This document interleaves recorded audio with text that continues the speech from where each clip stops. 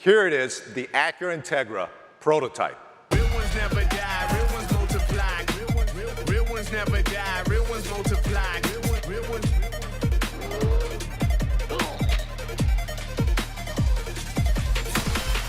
Any questions? What is this monstrosity? What's up guys, welcome back to the channel. The Integra Prototype was revealed, and as much as I wanted to be excited about it, as a car enthusiast, I was disappointed, maybe even offended. I'm sure some of you understand.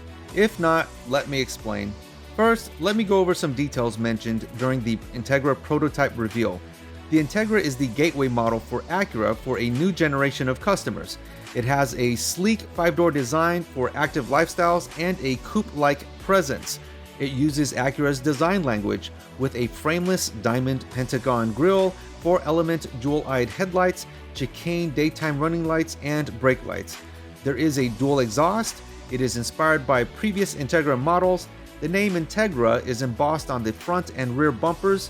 This prototype is painted an Indy yellow, which is borrowed from the NSX and pays homage to the Phoenix yellow of past Integras. It will have a turbocharged 1.5-liter VTEC engine and 6-speed manual transmission with limited slip differential, and it will be priced around $30,000. Now that I got all the details out of the way, let me go over my Integra driving experience. I've driven Integras of various trims and modifications: GSR, Type R, Coupe, Sedan, B-Series Turbo, and Type S. Of course, there is a difference from the 4th generation to the 5th generation, but they share similar traits and impressions.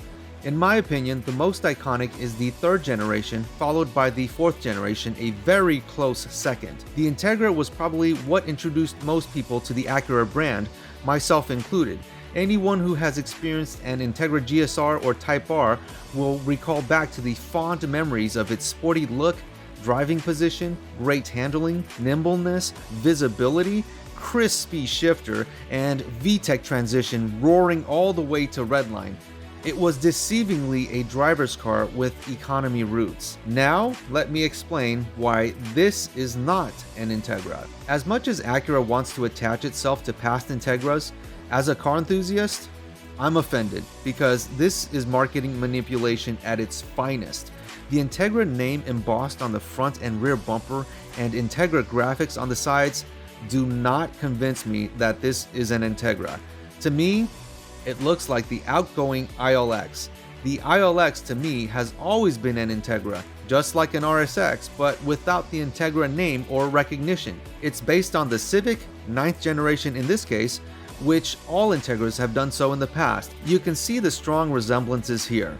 I bet if this was introduced as the Integra Prototype, a majority of people could not tell the difference. This to me was the Integra from 2013 to 2021, more specifically 2019. If people are getting excited about this new Integra, they should have gotten excited about the ILX 2 years ago. This is where the look of the new Integra is actually derived from, not past Integras. Some fans might be holding out for a coupe body style to further convince them that it's an Integra, because this body style looks like a sanding block. The coupe body style was killed off with the 10th generation Civic, and the 11th generation Civic hasn't introduced us to a coupe body style. Unless Acura is willing to take a loss, there is a high probability that there will be no coupe. Acura stated during the prototype reveal that the Integra had a coupe-like presence, which is marketing for it's a sedan which looks like a coupe. The sky is blue, but if you tell a person that the sky is red enough and you have some authority, that person may be led to believe that the sky is red. The Integra name was killed off in 2002 and replaced with RSX to conform with Acura's arbitrary 2 or 3 letter naming system like the rest of its lineup. Arbitrary letters are perceived as more luxurious or high-end like the German competition, so Acura was hoping to increase sales with this strategy. Unfortunately, that did not happen and the RSX was discontinued in 2006, which then Acura went to an all-sedan lineup because of its customer demographic. There was a void at one point where the Integra was until 2013 when the ILX was introduced. I know the arbitrary letters don't mean anything, but the I in ILX does remind me of something. Based off of the 2002 decision, why not bring back the RSX for the 5th generation, because Integra won't match Acura's current naming system? Of course, we all know, it's sales. There was so much excitement that I saw from friends and the car community hearing that the Integra is coming back, but honestly, this is going to be disappointing because it's not the Integra of the past, only a name. My prediction is that it's going to fail, and then the question is, what will Acura do after that? This isn't designed by Acura, but should have been the 5th generation Integra. It has the sleek, sporty design that we're familiar with.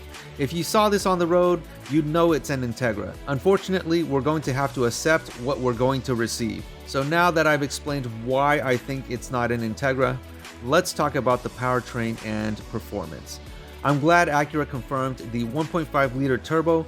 It's also used in the Civic Si and produces 200 horsepower. This is not like the naturally aspirated engines of past Integras, where you need to rev it to make power. A turbocharged motor produces more torque for daily driving and will be easier to make power when modified. There may be an issue though with the 1.5-liter turbo, and that is that it has had oil dilution issues in its earlier years, which hopefully have been fixed for this new generation. There was also confirmation of the 6-speed manual transmission and limited slip differential, and that means it should be the same unit that's in the Civic Si. The automatic wasn't brought up, and that's probably because the 1.5-liter turbo engine is paired up to a CVT.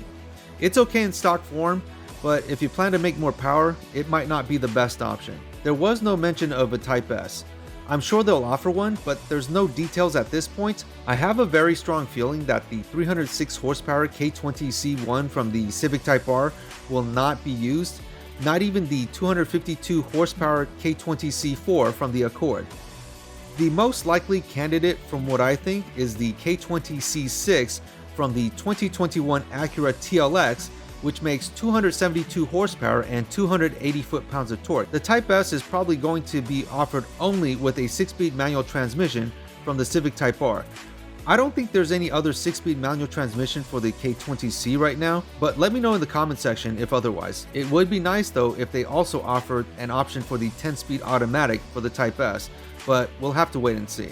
As far as quarter-mile performance, the 10th generation Civics with the 1.5 turbo are high 14 to low 15 second cars. The Integra may be heavier because of its premium features, so the Civic might be faster. A power increase would be nice if that's the case, to match or beat the Civic. And if I were to give an estimate on the Type S, it's probably a high 13 or low 14 second car. The Integra is priced around $30,000, and the soon-to-be discontinued ILX starts at $26,000. The Integra is a new platform with new engine options and packages, so it looks about right. That's all I have for now, guys. I'll keep dropping more Integra news in the future, so hit that subscribe button if you haven't already. Also, hit that like button to support my channel, and let me know if you think the Integra Prototype Reveal was a letdown in the comment section below, or you were actually excited. Thank you for watching. I'll see you in the next one.